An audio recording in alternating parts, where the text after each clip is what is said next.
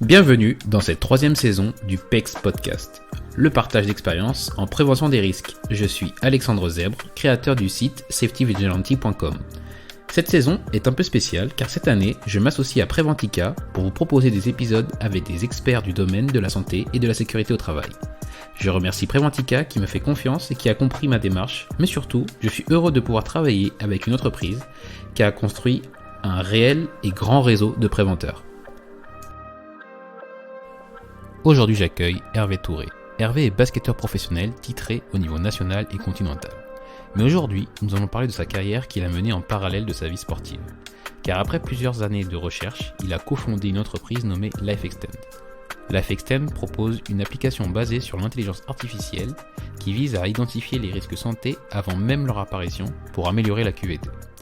Dans cet épisode, je vous invite à découvrir comment une approche tout à fait différente de la prévention, initialement appliquée à un athlète de haut niveau, peut nous servir dans le monde de l'entreprise. Bonne écoute!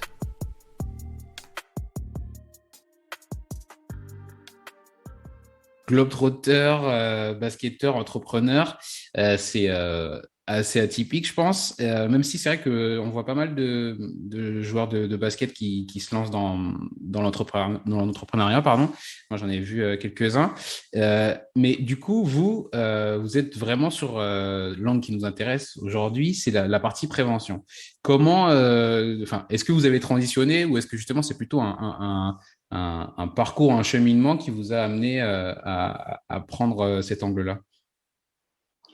Je vais plus parler de cheminement. Concrètement parlant, LifeXtend a démarré pour moi. Au début, c'était uniquement pour ma propre gouverne, pour améliorer mes performances et avoir une carrière la plus longue possible, avec le moins d'accidents et le moins de problèmes possible. Quand on voit qu'une blessure affecte pendant plus d'un an, donc 1 à 2 saisons, un joueur, moi, il était hors de question que je me blesse et hors de question que je gâche ma carrière avec des blessures évitables. Ça a été mon leitmotiv depuis le démarrage de ma carrière. J'ai toujours été très, très rigoureux. Donc, manger équilibré, respecter ce qu'on m'avait dit, etc. Et je me suis rendu compte des limites de ça. Parce que finalement, aujourd'hui, dans les grands clubs, on a des protocoles qui sont acceptés par tout le monde et personne s'interroge sur pourquoi on n'a pas des protocoles personnalisés. Là où certains joueurs vont payer pour avoir un accompagnement ultra préventif et ultra personnalisé. Comme j'ai eu la chance de jouer au plus haut niveau européen qui s'appelle l'Euroleague, c'est la Champions League du basket. Puis je l'ai joué en France, puis je l'ai joué en Amérique latine. D'ailleurs, j'ai gagné la Ligue Sud-Amérique, donc l'équivalent de la Champions League là-bas. Donc j'ai toujours accès à ce qui se fait de mieux en termes de staff médical, avec des gens très très compétents. Je me suis rendu compte de la limite du système actuel, qui est donc qu'on propose un protocole unique alors qu'on a une variété de populations, ascendances différentes. Par exemple, dans un club de foot, on a toujours des Brésiliens, ascendance africaine, ascendance caucasienne. Donc là, déjà, il y a des prédispositions de risque qui sont différentes, avec en plus une alimentation différente, un environnement différent, etc. Pourtant, les protocoles sont uniques. Et là, ça m'a intéressé parce que j'ai observé des personnes qui avaient ce genre de coaching-là, qui coûte très, très cher, on va pas se mentir, et c'est pas pour tout le monde. Mais la durée de carrière s'allongeait drastiquement. On était à plus de 40% de temps de carrière en plus sur les stades terrain que j'ai chopés. Donc là où certains à 32 ans arrêtaient parce que simplement leur corps leur disait stop, d'autres pouvaient jouer jusqu'à 38, 39, 40 ans sans problème. Et ça m'a intéressé. Donc le leitmotiv, c'était vraiment ça. Et ensuite, progressivement, j'ai réfléchi comment processer les réflexions, tous les travaux que j'ai menés, le rendre plus digestible et plus comestible, parce que franchement, il y a plus de 300 sources scientifiques, des thèses de doctorants, rapports d'OMS, INSERM, donc très honnêtement, à lire tout ça, à digérer tout ça et à réexpliquer tel quel, je peux le faire, mais je pense que les gens vont s'endormir au bout de 10 minutes. Donc l'idée était de rendre la chose accessible à tous et évidemment moins cher que pour les sportifs de haut niveau. D'accord. Et du coup, alors c'est vraiment l'idée de prolonger sa carrière et maintenant que vous le dites, c'est vrai que ça me fait penser à des grands joueurs, notamment des joueurs italiens qu'on voit presque plus forts à leurs 35, 36, 37 ans, alors qu'on s'est toujours demandé comment ça se faisait comment ça se faisait qu'ils étaient aussi bons physiquement. Et du coup, pour vous, c'est vraiment l'idée du suivi personnalisé et des actions personnalisées qui ont permis cet aspect-là. Et c'est ça alors, cette réflexion qui vous a permis d'aller jusqu'à la création de cette entreprise-là. Tout à fait. Et vraiment, je vais prendre un exemple qui m'est propre et qui résume tout à fait l'histoire de Life Extend.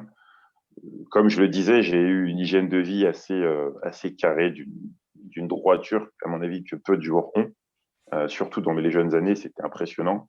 J'étais une machine et pourtant, j'avais un problème d'engelure au doigt et au bout de pied qui faisait que quand je prenais un coup précis au doigt ou au bout des pieds, je ne pouvais plus jouer pendant presque 10 minutes. J'étais en gros atone. La douleur était dense et voilà. Donc, ça m'a certainement empêché d'aller en NBA, ça m'a certainement empêché d'avoir peut-être une meilleure carrière, sait-on jamais, même si je n'ai pas à me plaindre. Mais au final, c'était un constat de terrain et quand les joueurs en face le comprenaient, bizarrement, on essayait de me marcher dessus, on essayait de me faire un coup pour que je sois atone parce que automatiquement, je ne pouvais plus jouer. Ça faisait comme des petites boules qui se répartissaient autour des phalanges, autour des zones clés et je ne comprenais pas pourquoi j'avais ça. Lorsque je suis allé en Italie, j'ai croisé plusieurs préparateurs physiques de renom et de qualité.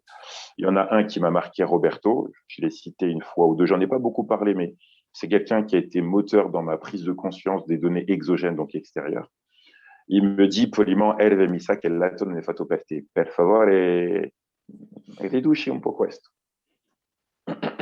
Traduction, bon Hervé, s'il te plaît, je vois que tu tournes, t'adores le lait, si tu pouvais réduire un peu. Et moi, je lui dis, bah, ok, pourquoi? Il me dit, non, mais se mi ricordo bene, le popolazioni africane non sono fatto per latte. Fai qualche ricerca, ma fammi sapere. En gros, il me dit, voilà, population africaine de mémoire et le lait, ça ne matche pas trop. Je vous dis ça en 2007-2008. Donc, on est bien avant beaucoup de choses. Moi, j'avais travaillé avec lui, j'avais énormément confiance en lui parce qu'il faisait des choses atypiques mais très efficaces. Donc, il avait une efficience dans son accompagnement qui était forte. Donc, j'ai suivi. Donc, pendant 1 mois et demi, sachant que je tournais à 2 bols de lait par jour. Ouais. Parce que, comme disait l'adage quand j'ai grandi, les produits laitiers sont nos amis pour la vie. Voilà, je pense que ma génération, tout le monde l'a entendu. La mienne aussi. Moi, comme un enfant, je l'ai effectué de manière assez. On m'a dit que c'est bon pour mon corps, donc j'en prends donc 2 bols de lait par jour. En 1 mois. Ah, attendez, vous êtes muté. Ouais. Ouais, parce qu'en fait, j'ai reçu un appel. Ah, ok. Alors, du coup, en 1 mois.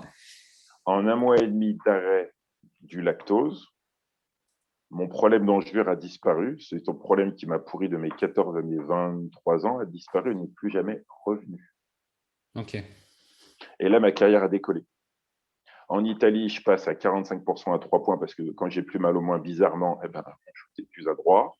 Je fais une saison où on va en play-off, 18 déval en play-off contre les grosses équipes, les gros rosters, etc. Deuxième meilleur poste 4 d'Italie, etc., etc. Donc, ma carrière décolle. Et là, je me dis, attends, je crois que j'ai raté un truc. J'ai été de mon jeune âge à ce moment-là, j'ai été toute ma vie ultra carré, ultra précis. Je mettais rien de côté, rien au hasard. Il a fallu que j'enlève un truc pour qu'en fait, tout se déverrouille. Et là, je me suis dit, OK, là, il y a un fil conducteur à trouver. Donc, c'est là où je me suis rendu compte que les données exogènes ont parfois plus d'incidence que les données endogènes. Parce que les données endogènes, donc qui viennent de l'intérieur du corps, elles évoluent constamment. Et c'est normal, c'est l'humain qui est fait comme ça. Par contre, les expositions exogènes extérieures à nous, on ne se rend pas compte, mais très souvent, on a des expositions qui sont chroniques et qui durent dans le temps. Donc, c'est beaucoup plus facile à modéliser des données exogènes qu'endogènes. Sachant qu'il y a toute une documentation scientifique derrière, le travail de fourmi qui a démarré en 2010 date de lancement de l'idée, en tout cas, du développement de Life Extend, qui ne s'appelait pas encore Life Extend évidemment, c'était de pouvoir convertir ces données exogènes pour identifier personnellement à quel moment, pour moi, c'est dangereux pour moi en tant que sportif, en tant que performance ou pour ma propre santé. D'accord. Donc, c'est bien la réflexion, enfin, c'est à ça que ça aboutit, à comment déterminer voilà, les facteurs extérieurs qui vont avoir cet impact sur vous. Et du coup, comment on arrive justement à Life Extend, comment ça s'articule, comment elle est construite votre application? Alors, l'application, c'était la version grand public, c'est ce qu'on appelle un POC, un Proof of Concept. C'était pour démontrer la viabilité et l'usabilité de manière large de la solution au plus grand nombre. Une fois qu'on a dépassé, alors j'ai plus les chiffres actuels, mais je crois que la dernière fois que j'ai regardé les scores, on devait être à plus de 28 000, 29 000 téléchargements à date, mais j'ai plus les chiffres. Bon, quand on voit qu'il y a quand même pas mal de téléchargements, qu'il y a une utilisation de l'outil, qu'il y a une satisfaction qui est plutôt correcte, on est à, je sais plus, entre les stores Apple et Android, je crois qu'on doit être à 4.2 sur 5 ou 4.1. J'ai plus les chiffres exacts, mais bon, en gros, on est à peu près sur 4 sur 5 de moyenne, voilà, tout store confondu. Donc, on se dit que l'outil a une utilité. En tout cas, ça a une viabilité. Suite à ça, j'ai été incubé dans un premier temps un incubateur qui s'appelle H7, qui est lié à Lyon, parce que moi, là-bas, je suis originaire de Lyon. Puis ensuite, j'ai été incubé à l'Université Lyon 2. Donc, c'est un autre incubateur. Et ces incubations m'ont permis, en fait, de rentrer dans des écosystèmes et d'aller faire des appels à projets. Et là, ce qui a été intéressant, c'est que j'ai fait un appel à projet d'un assureur français, qui s'appelle Apicil, dont j'ai été lauréat, donc j'ai gagné un prix, qui m'a permis d'avoir accès à tout un niveau de recherche avec des chercheurs du CNRS, une méthodologie qui s'appelle Valorité, qu'on a travaillé la vision stratégique, la déclinaison et l'ancrage de la solution pour répondre à des problématiques terrain. Donc, j'avais déjà une approche pour, entre guillemets, réduire le risque, l'absentéisme en entreprise, mais j'avais utilisé ça avec le jeu. C'est-à-dire qu'en fait, j'avais pris une partie de l'algorithme de LifeXtend que j'avais transformé en un jeu pour que les personnes puissent jouer et tout en jouant, elles améliorent la connaissance de la risque de santé. Donc, la gamification. Et puis, le fait de travailler avec ces chercheurs du CNRS à l'UL, et puis par la suite, j'ai travaillé aussi avec Mathilde Plard, géographe en santé, avec qui on a énormément échangé, on m'a filé énormément de tips utiles pour comprendre au niveau de la recherche comment bien travailler les choses. J'ai co-construit avec 3 cliniques une solution de télérééducation que je décline, donc qui a été testée en clinique sous forme d'expérimentation dans 3 cliniques de 3 régions différentes, et que j'ai décliné pour réduire ce qu'on appelle les TMS, les troubles musculo-squelettiques en entreprise. Avec ce côté validation clinique, qui est important aussi, parce que ça rassure, puis ça montre quand même que, voilà, on a testé, on a validé avec un niveau de satisfaction des utilisateurs, donc des patients très élevé, on est à 6.1 sur 7. Et donc, j'ai à la fois cette solution de gamification, ce sont des ateliers gamifiés, pour que chacun, sous un format collectif, prenne conscience de ses risques individuels et des solutions simples qu'il y a derrière.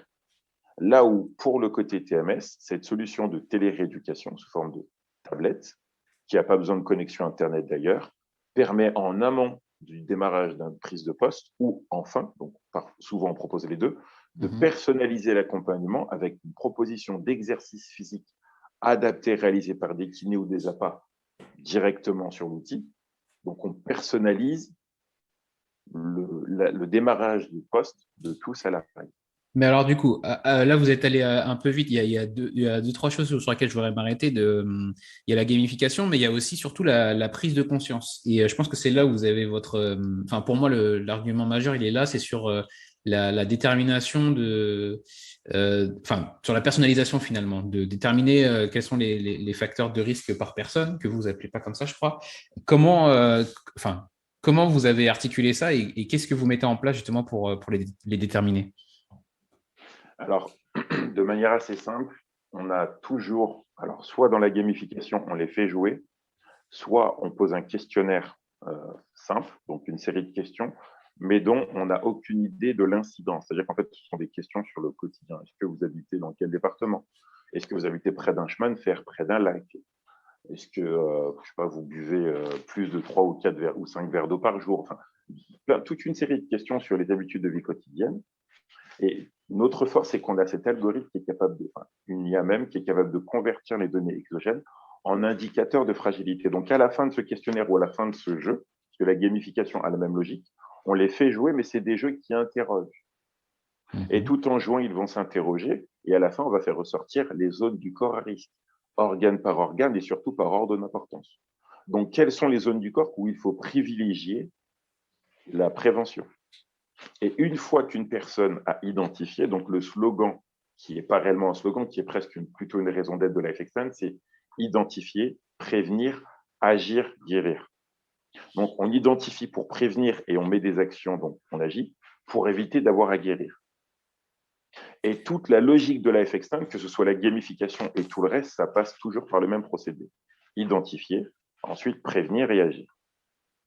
Et les facteurs de fragilité, comme vous avez dit, c'est-à-dire ça, vous les déterminez, et c'est vraiment ça, moi, que je trouve fort, c'est vraiment, si moi je le fais, ce sera complètement différent de le vôtre, en tout cas. C'est vraiment Exactement. cette idée-là. C'est l'idée que ma consommation, là où j'habite, ma façon d'être, mon ascendance, comme vous disiez, non, je vais pas dire rien à voir, mais en tout cas, on peut pas juste me dire manger 5 fruits et légumes par jour, en fait, en gros.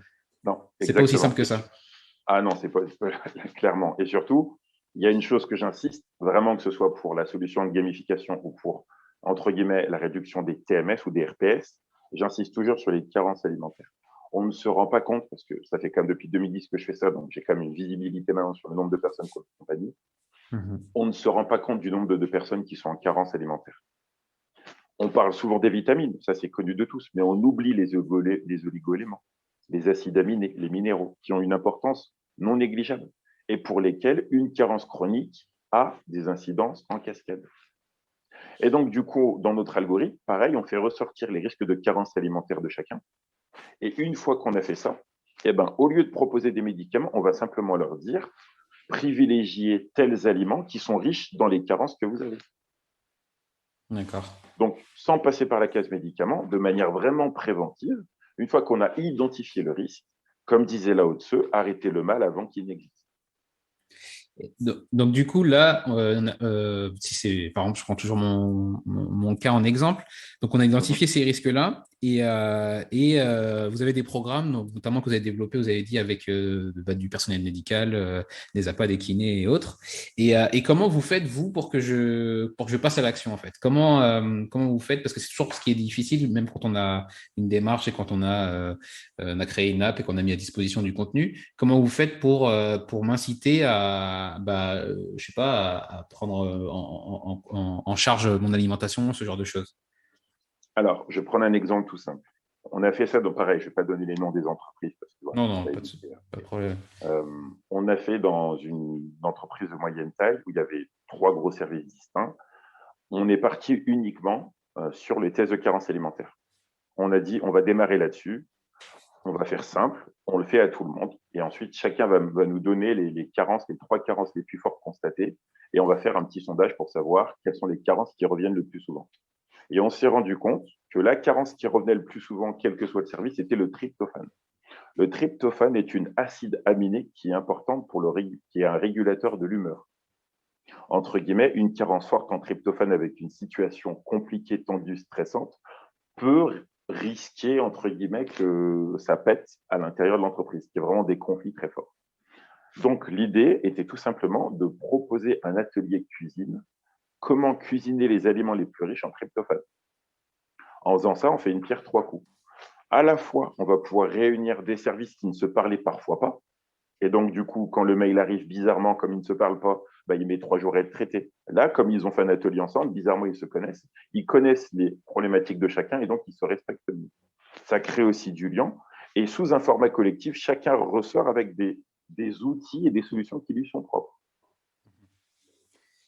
Voilà un exemple d'application terrain où simplement en prenant les données exogènes et en prenant ensuite celles qui correspondent au plus grand nombre, on organise des événements, des sessions, des ateliers qui vont correspondre aux problématiques du plus grand nombre et donc l'adhésion devient naturelle.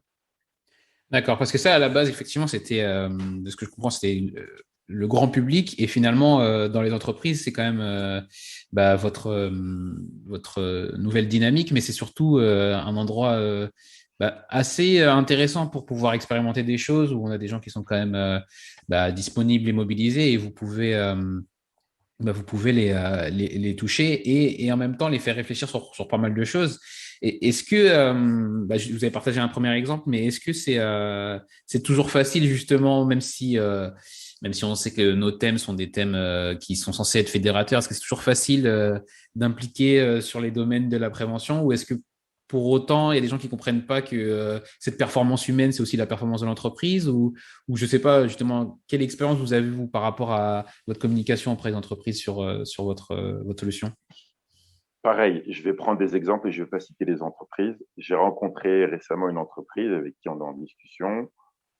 Dans un premier temps, je sentais presque un non catégorique. Et puis, simplement, en discutant, j'ai simplement essayé de comprendre le pourquoi du non et surtout comprendre les données, les métriques que l'entreprise avait. Il faut savoir que cette entreprise, les TMS leur coûtent en moyenne, donc les troubles musculo-squelettiques, donc les accidents de travail, en moyenne, chaque année, entre 200 et 300 000 euros à cette entreprise-là. Donc, OK, j'entends. Et donc, du coup, l'idée première de cette entreprise-là, du décideur, était de se dire, je vais privilégier d'abord les outils pour que les outils soient plus, on va dire, confortables à utiliser, et ça va réduire mon risque. Sauf qu'en fait, entre-temps, la CARSAT intervient et commence à les identifier comme entreprise qui a énormément de problématiques d'arrêt de travail. Donc, on commence à vous pointer du doigt, avec le risque d'amende, avec le risque de cotisation qui augmente, etc. Et là, bizarrement, voyant qu'en fait, les solutions, en fait, c'était simplement tenter de mettre juste le moins d'argent possible pour résoudre le problème. Donc, ça veut dire qu'en fait, on veut traiter le problème de manière rapide en disant, bon, regardez, j'ai mis en place des choses, voyez que je fais des choses, mais ça ne marche pas. L'idée, c'est que si on ne traite pas un problème dans son ensemble, le risque de retour de ce problème est très fort.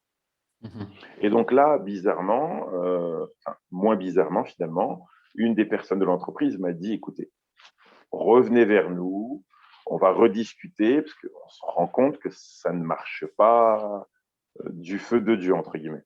Donc finalement, le temps, naturellement, va dans notre sens, parce que quand on explique que, OK, il y a les données classiques, oui, quels outils ils utilisent, est-ce qu'ils ont des EPI, est-ce qu'ils ont les choses, oui, là-dessus on est d'accord.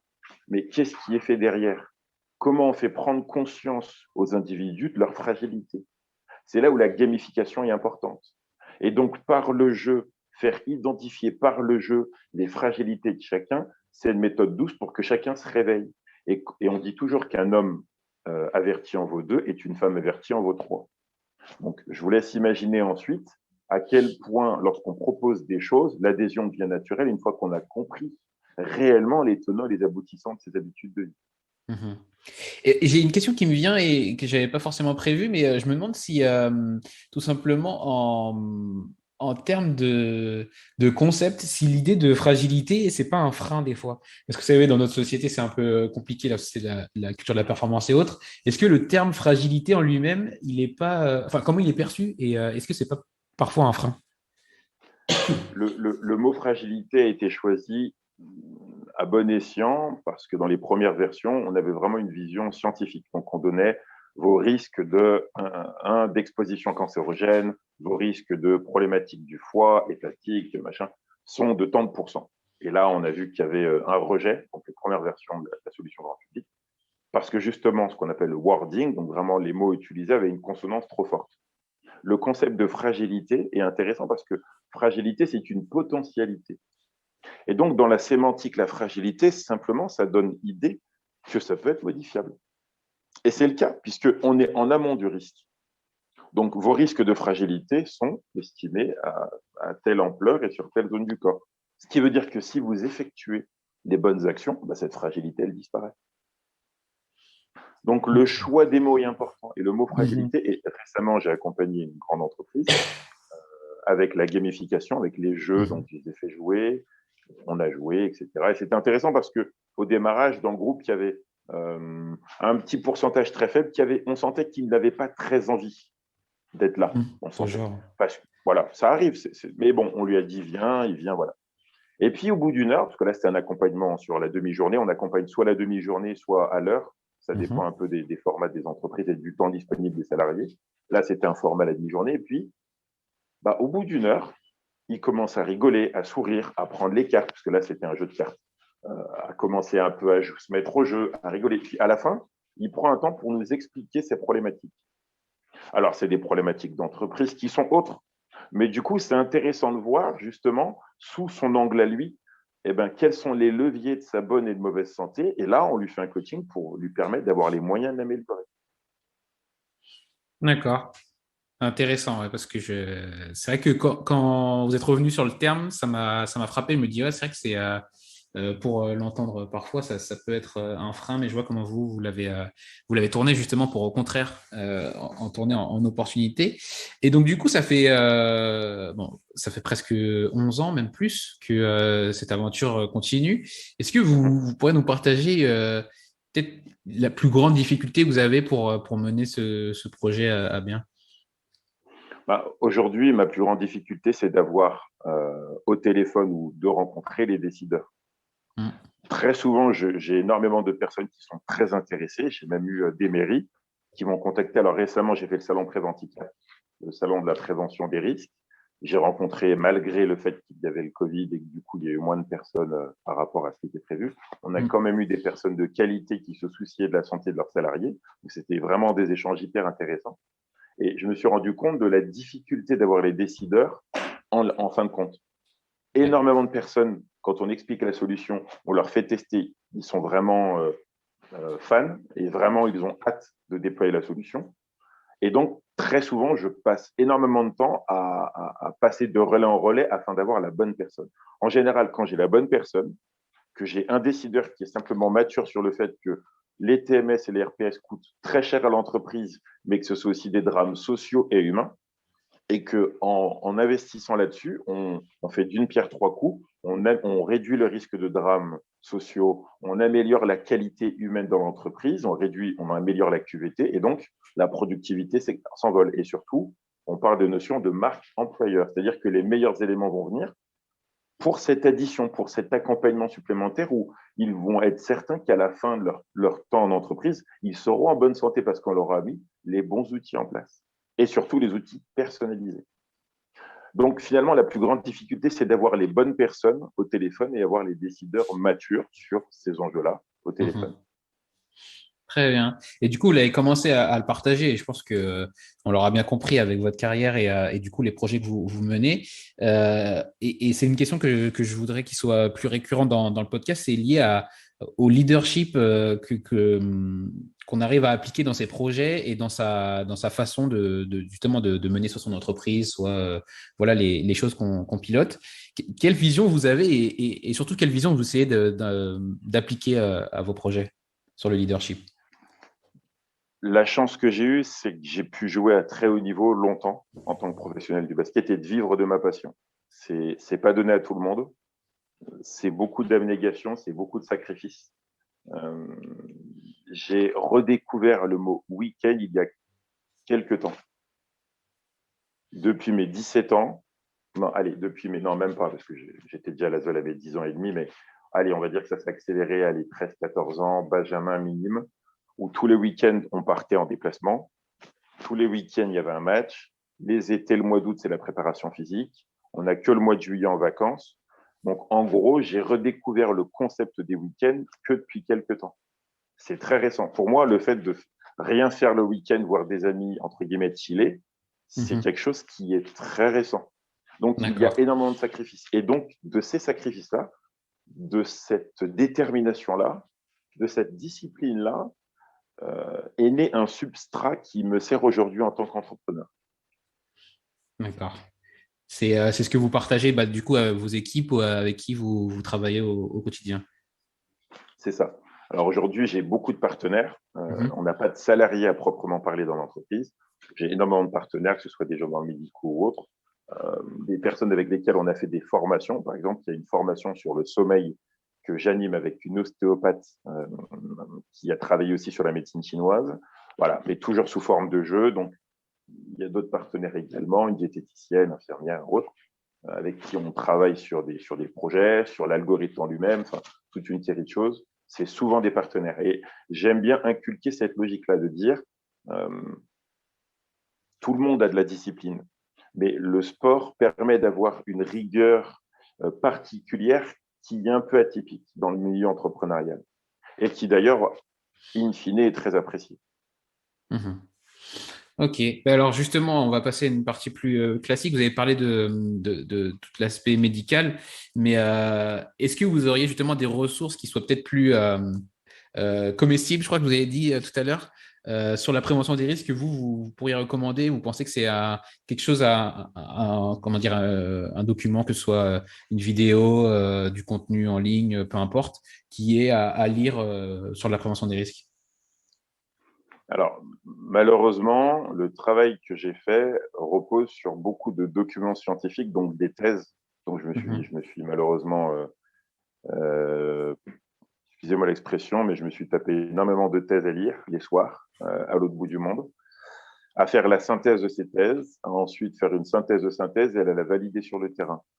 Donc, j'aurais tellement de noms à donner, mais je me suis intéressé également à échanger avec plein de professionnels, que ce soit en Italie, en Espagne, en Iran également. En Iran, ils ont des choses qui ressemblent à l'Ayurveda, mais après, les premières formes de dialecte irano-indien étaient le même. Donc, finalement, c'est cohérent qu'il y ait des choses qui se ressemblent. De par le monde, il y a énormément de choses. Et je pense que j'aime pas trop le fait de donner en fait une indication en disant l'angle, il est par là. Chacun trouvera son angle, tant soit peu qu'il fasse des recherches sérieuses. D'accord. Parce que finalement, on apprend de ces recherches. Des fois, on fait des erreurs dans les recherches. Par exemple, il y a des documents, des rapports de laboratoire. Alors, si, à la limite, je peux donner ça. Il y a beaucoup de documents scientifiques, enfin beaucoup. Il y a une belle partie de documents scientifiques qui sont issus de thèses ou de choses qui viennent du Canada ou du Québec. Ouais. Il y a une belle ouverture sur la prévention, la prophylaxie là-bas. Et donc, il y a des notions qui ne sont pas souvent abordées en Europe, qu'on trouve là-bas, qui sont assez intéressantes. Assez intéressantes. Ok. Bon. Alors, juste une section de recherche plus qu'une recommandation d'ouvrage en tant que tel.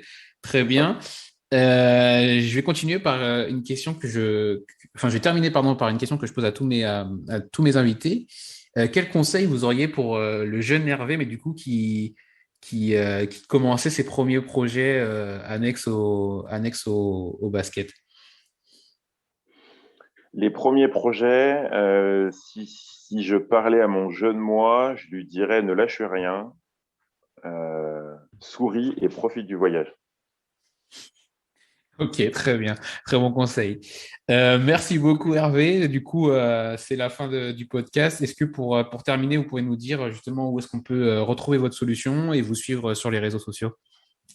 Alors, je suis assez actif sur LinkedIn, donc Hervé Touré, vous retrouverez mon compte avec Life Extend, identifier, prévenir, agir, guérir. Donc, vous trouverez ou la page entreprise ou moi-même sur LinkedIn. Je publie un petit peu de temps en temps. Il y a aussi le site internet où vous pouvez me contacter en direct, donc sur la page contact, laisser un mail et puis échanger si vous êtes intéressé par les solutions ou simplement avoir un échange ou parfois des conférences parce que j'ai déjà animé des conférences sur des thématiques. Donc là, c'est Life Extend. Donc le nom du site, précisément l'adresse URL, je vais la retaper parce que ça fait tellement longtemps que je l'ai que je ne sais même plus mon URL. En gros, c'est life-extend, donc life-extend.fr. Et donc là, vous avez accès à des informations, vous avez, les contacts pour joindre.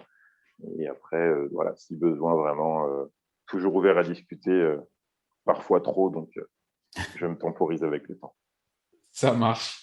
Écoutez, merci beaucoup Hervé et puis merci pour ce partage et puis je vous dis à bientôt. Merci de votre temps. À bientôt, merci. Merci d'avoir écouté cet épisode en entier. Si vous êtes toujours là, c'est que vous l'avez sûrement apprécié. Pour me donner votre avis, allez dans votre application de podcast préférée et laissez 5 étoiles à l'émission en allant dans la section notes et avis. Et on n'oublie pas l'invité. Retrouvez-le sur ses réseaux sociaux pour le remercier ou pour prendre contact avec lui. Les liens de liaison sont directement en description de l'épisode. Encore merci et à un prochain épisode.